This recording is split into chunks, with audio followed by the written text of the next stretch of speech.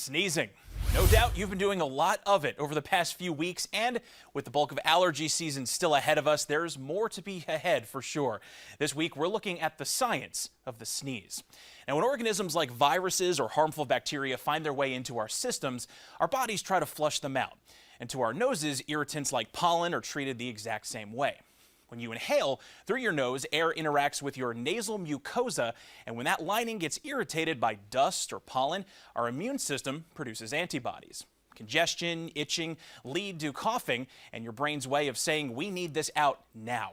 The impulse hits your muscle control center up top, which sends a message to your chest to get all of that irritant out in one big gust.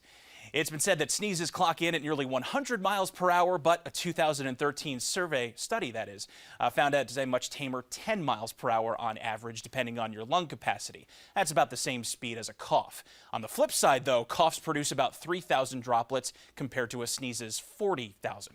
Gross. Allergy-related sneezes are mostly caused by histamines and leukotrienes. Chances are you've heard about the first, but not the second, since many anti-inflammatory meds are really antihistamines to block that response.